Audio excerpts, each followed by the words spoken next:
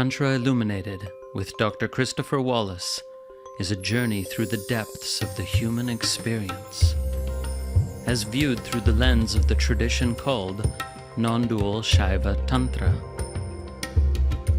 This multi-format podcast delves into the fascinating world of classical Tantra and its intersections with philosophy, neuroscience, psychology, human development, and the broader world of spirituality.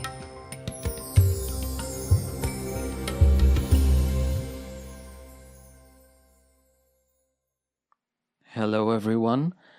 Just a couple of brief announcements this time. This December, I'll be offering for the first time ever a silent retreat in Portugal. And this is an opportunity to really go deep. Not entirely silent, of course, because I'll be guiding meditations and leading sessions in inquiry and contemplation. But all participants will be silent until the last day of the retreat, which really creates the opportunity for a much deeper dive into practice and stillness and contemplation. Registration for that will close soon, so sign up right away if you're interested. And then the other event I want to mention is, for the first time in several years, and possibly for the last time ever, I'm leading a spiritual pilgrimage around South India this New Year's. This is an extremely powerful experience where we visit the original temple of the dancing Shiva, the ashram of Ramana Maharshi, and the most powerful goddess temple in all of South India. And this will probably fill up, as all our India pilgrimage trips do, so sign up for that as soon as possible if you're interested. And now I present a brief but very informative conversation on the topic of sex in classical Tantra versus neo-Tantra. And this is a conversation I recorded some years ago with my friend Ashton Szabo, and it's still very relevant. Please feel free to share it with those who don't yet have a clear understanding of this issue, of which there are many. And the conversation does cut off slightly abruptly, so I'll share a little afterward as well. Hope you enjoy. Welcome everyone, I'm Ashton Szabo. We're here today to talk about the role of sex in Tantra. Our guest is Christopher Wallace, also known as Harish. He is a yogi, a scholar, a teacher, and the author of Tantra Illuminated, the philosophy, history, and practice of a timeless tradition. Welcome, Harish. Happy to have you on the show today. Thank you. Now, I wanted to, before we really dive into the topic, something that I think we also both have in common. We're both exposed to yoga at an early age, and we also did a lot of traveling in our 20s, and mine extended in the 30s. But I've read that you did a lot of traveling in your 20s. I'm curious about some of the places that you traveled then. Did you spend a lot of time in India? I think you spent some time in an ashram. What were you doing in your 20s when you were traveling? Where'd you go? Well, yeah, not just my 20s. I would say every few years, maybe every 4 years or so, I tend to just pack everything into storage and go traveling for a while. So, it's covered a fair amount of ground in terms of South America, Asia, South and Southeast Asia, Europe, and quite a bit around India, all the major states of India, and I haven't been to all of them yet, but nowadays I lead tours around sacred sites of India, tours for yogis, and kind of spiritual pilgrimage tours actually, um, around sacred sites of Western and Southern India usually, which can be really powerful experience for people. So I enjoy facilitating that because part of what I did when I traveled around India is I tried to figure out or tried to experience really which of the ancient sacred sites still had juju, for lack of a better word, shakti, and had that special feeling, in which had been kind of just had lost it through modernization or colonialism or all the other forces that are at work there. Um, so yeah, and it was in the first of these lengthy kind of travel excursions when I was in my early 20s that I really decided I wanted to study Indian philosophy and the yoga tradition full time. One of the problems or one of the big challenges that I've had since living abroad for so many years and coming back to the States, teaching yoga, teaching a lot of the ideas that exist within Tantra is, I get really hesitant to even use the word Tantra here in the West because it has such a strong association with the sexual practices. I've even started to use it less and less because it always seems to have to be prefaced with the conversation. Now, I'm not talking about all these sexual practices, blah, blah, blah, blah, blah. As a teacher yourself of Tantra, how often do you find yourself having to dispel the idea that Tantra is all about sex? Oh, I mean, fairly often, but I often don't even bother because as I talk about what it is, people rapidly get the idea that, I'm talking about something different for sure. When I was an undergraduate, Princeton University Press came out with Tantra in Practice, a book of academic articles and translations of original sources. And, I really admired how, with that book, the scholars were sort of taking a stand or reclaiming the word tantra, if you will, and really kind of exploring the depth of the original tradition, and not even bother, like in that book, that apart from maybe a paragraph, they didn't even bother to address the misunderstanding. So there's different approaches we can take. Um, but in general, since I'm not trying to specifically reach an audience that's interested in sacred sexuality per se, I'm just trying to reach an audience that's interested in spirituality. And so I'll often just do a little disclaimer and say, oh, well, this is original Tantra or classical Tantra. Those are the two phrases I use the most often to distinguish it from what scholars call modern American neo-Tantra. So, to even, it's a problematic issue, right? Because another way I explain it is this: I say the modern American use of the word Tantra to refer to, esoteric sexual practices is merely a homonym. It's not even the same word, actually. There's this English word tantra, which has no direct connection to the Sanskrit word tantra.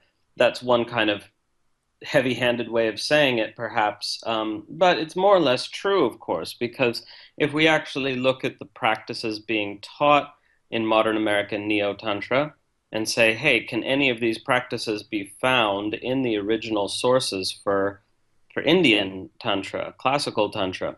And the answer is no, they can't. I haven't, as yet, at any way, come across a single practice taught in modern neo-Tantra. Maybe it's wrong to say it's American. It started mainly in America, but also in England. But anyway, it's neo-Tantra, and not only are none of the practices of neo-Tantra found in the original Sanskrit sources, but more importantly, the ethos, because neo-Tantra is about primarily increasing intimacy between partners in a sexual relationship and enhancing pleasure and prolonging orgasm and things like that. None of these goals are found in the original tantric sources, as well as the practices not being found. So, there's really no connection except for a vague connection around the idea, in the original tantric sources, of course, there's the idea that anything can become a spiritual practice, from eating a meal to going for a run, to, anything can become a spiritual practice. So that includes sexuality, of course. But, the goals are completely different because by definition, if it's a tantric practice in the original sense of that word, the goal is spiritual liberation and awakening. And in neo-Tantra, the goal is, as I said, enhancement of pleasure or increase of intimacy. So basically, to orient someone properly to original Tantra, I would just say, hey, look, it really has kind of nothing to do with neo-Tantra whatsoever. It's not even a partner practice, original Tantra, I mean, there are some partner practices here and there, but, the vast majority of all the sources that are teaching Tantric yoga in the original Sanskrit sources are addressed to an individual on an individual spiritual path. So the kind of flavor of the whole thing, as well as the goal, as well as the practices, are different. So then people ask, well, how did the word tantra get applied to these modern practices of sacred sexuality? Where do you think the whole kind of idea or misunderstanding comes from? Like, what is kind of the root, or where did that word sort of get hijacked to mean something else, do you think? Yeah, we're not quite sure. I mean, I think Hugh Urban has written on this. I haven't read everything he's written, and I think he has some good ideas about how the term got hijacked. And, one of the people he cites is Pierre Bernard. And Pierre Bernard is one of the first Western yoga teachers. He was started teaching at the very beginning of the 20th century in San Francisco. And he, claimed to be teaching Tantra. He founded a kind of Tantric order. I believe that was 1905 in San Francisco. And the thing is, to understand Pierre Bernard, it's, you should read his book, read the book about him called The Omnipotent I think, which is a wonderful book. But anyway, Pierre Bernard happened to meet a Bengali man in late 1800s America. There was very few Indian immigrants to America at that time. He happened to meet this Bengali who had an interest in esoteric yoga and knew, a little bit about Indian Tantra. And, that's how Pierre Bernard's interest got sparked. And then he read whatever he could get his hands on, which at that time was very, very little, So basically, he just heard, from this guy, from his Bengali informant, as it were, he heard that there was such a thing as a tantric sexual ritual. He didn't have any access to the original sources on this, so he just, but he liked the idea because it sort of, as far as I can tell, because it gave him an excuse to sleep with his students, the beginning of a ignominious tradition in American yoga. So he claimed to be teaching something called Tantra. And, what with him here in the U.S. and Aleister Crowley in England teaching sex magic and sacred sexuality and using the word Tantra also, these ideas got propagated in various ways and got transmitted, and then some of their students transmitted them. And so modern neo-Tantra has 100-year lineage at this point. Um, but like I say, there hasn't been any actual injection from the original tradition and from the Sanskrit sources. But neo-tantric teachers will often simply lie, actually. I saw a book, a neo-tantra book, that said these techniques come from the Vijnana Bhairava Tantra. And I looked through the book. I couldn't find a single practice in the book that came from Vijnana Bhairava. The author was simply outright lying. Now, somebody might have told them. I mean, how these things happen. That's a false attribution. And the word tantra is used to give kind of esoteric, orientalist mystique to the practice, and to confer legitimacy on it by implying it's an ancient practice.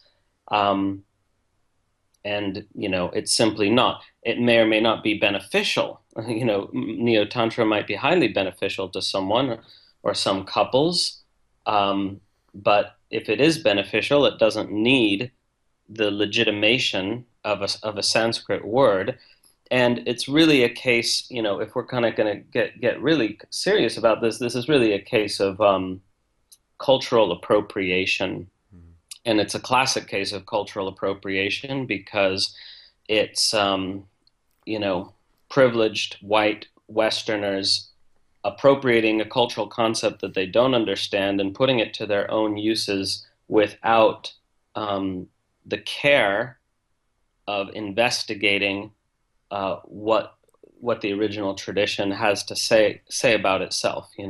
So I think there's a lot of people in India who are, increasingly educated people who are not happy about Western cultural appropriation for good reasons, because the culture, well, not in the case of America, but in the case of Britain, for example, the culture doing the appropriation is precisely the one that oppressed them previously. So it doesn't exactly look good, right? And so, what do you think about the idea as well that like part of the cultural context of perhaps where any sexual practice might have come up within India being one of like, okay, a culture that says you can't really be spiritual if you eat meat or drink alcohol or have sex, in some context that, okay, well, here come the tantrics that are looking to say, okay, well, everything is divine, so there's Shakti, there's power in these things to kind of overcome them, but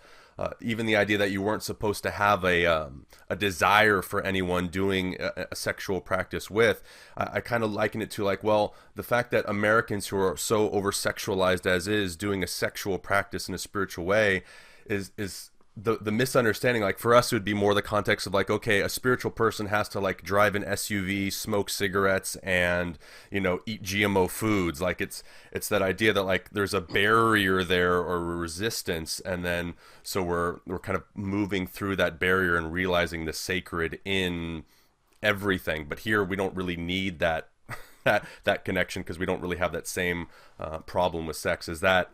Do you think that? Well, yes and no. I mean, I see where you're going with that, and it's certainly true to some extent that, well, it is true that the left-handed tantrikas were attempting to break through their cultural conditioning by using substances in ritual settings that were forbidden, right?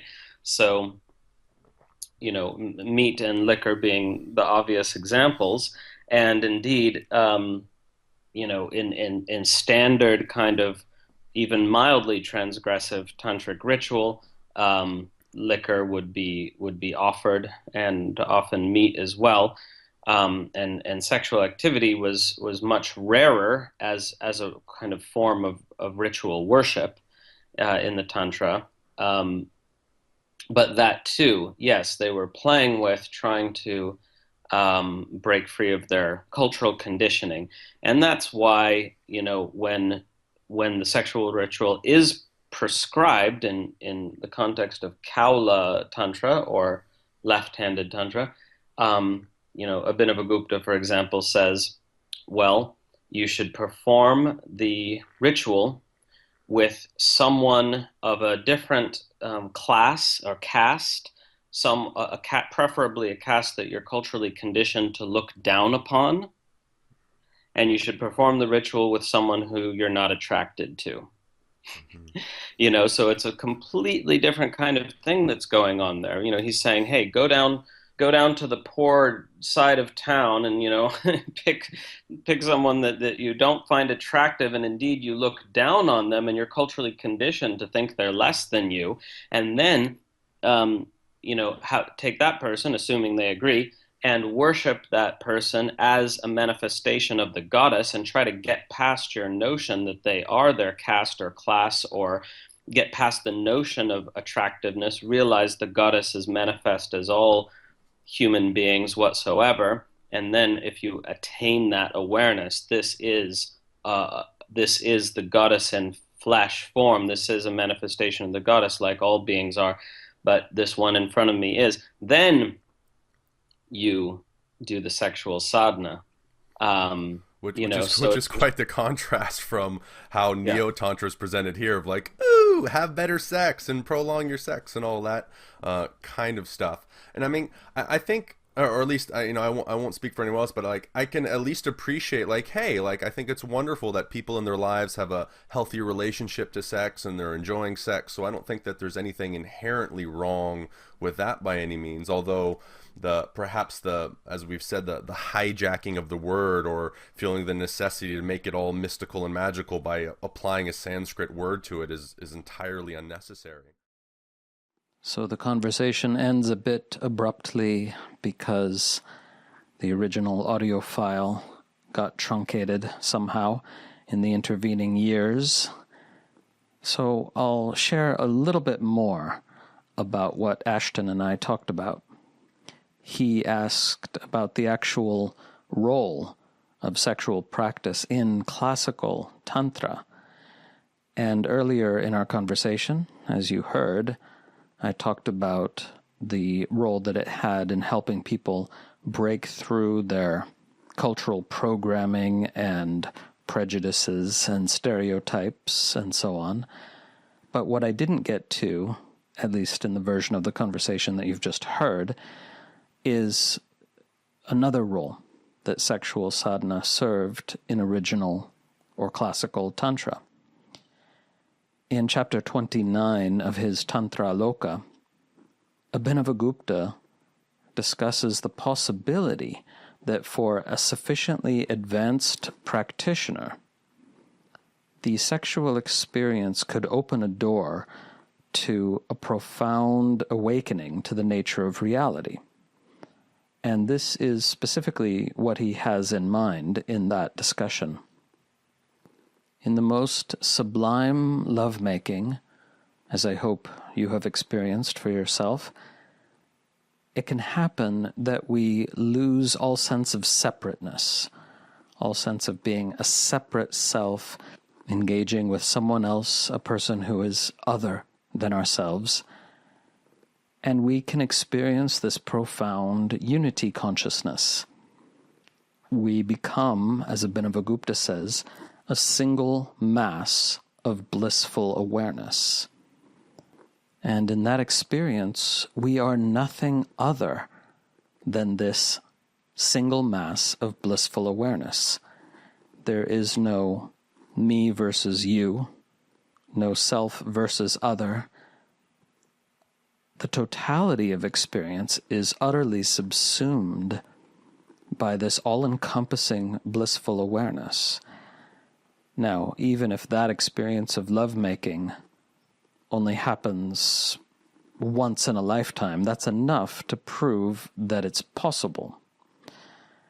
And Abhinavagupta stresses in his discourse in chapter 29 of Tantrāloka that this practice is really only for advanced practitioners, because only advanced practitioners are capable of utterly transcending the dichotomy of self and other, and utterly transcending the objectification of a sexual partner at will. That is to say, not only accidentally or spontaneously.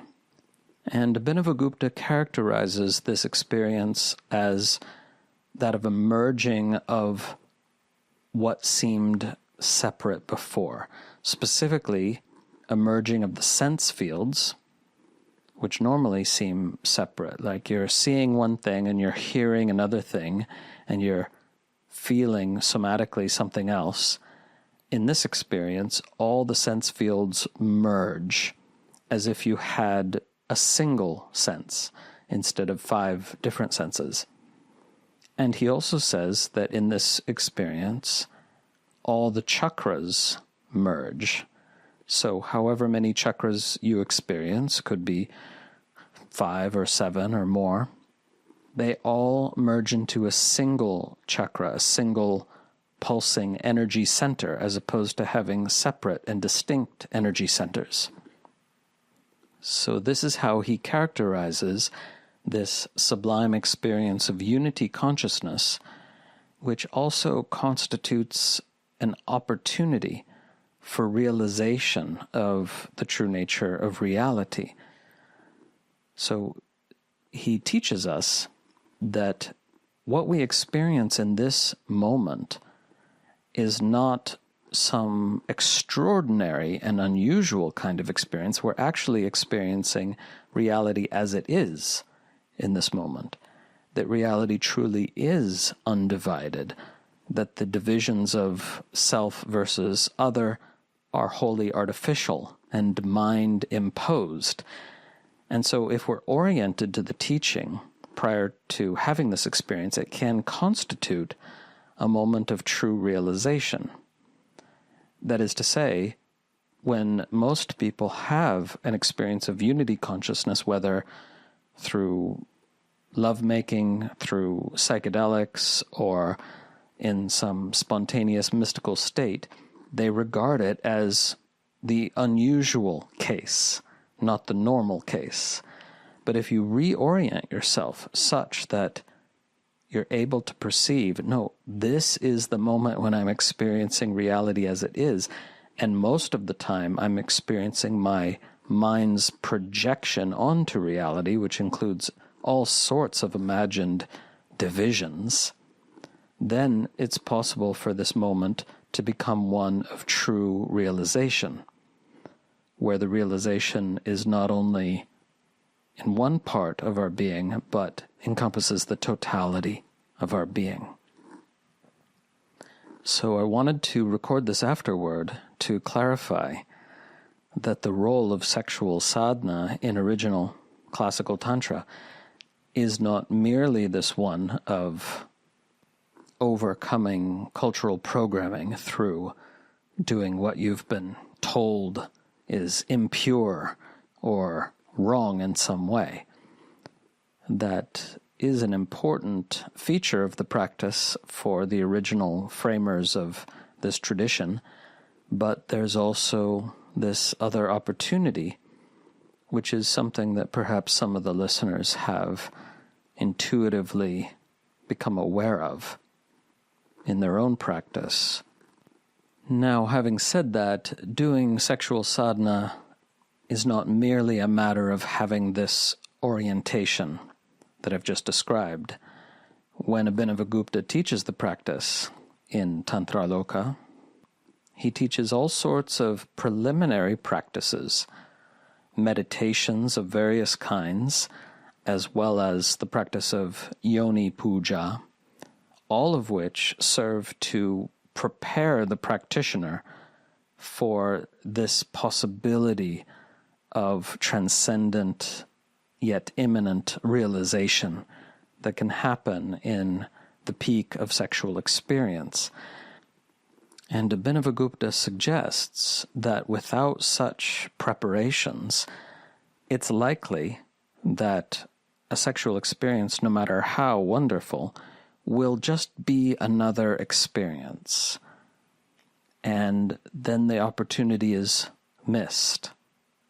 At some point in the future, I do intend to translate and write about these crucial preparatory practices that Abhinavagupta teaches. But suffice to say that simply having a transcendent experience during sex is not what he's talking about.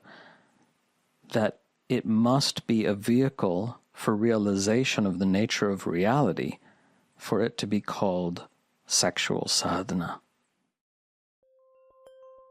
Hope you enjoyed the episode. Remember, you can always find out more about the tradition of non-dual Shaiva Tantra at tantrailluminated.org, where, if you wish, you can become a subscriber to our online learning portal, and you'll receive access to a vast number of recordings, including a comprehensive curriculum in Tantric philosophy, Tantric yoga practices, guided meditations, and much more. Music for the podcast composed and recorded by Ann Leader. Find her at annleader.com. Podcast produced by Paula Chamas. New episodes drop every other week. And may all beings benefit.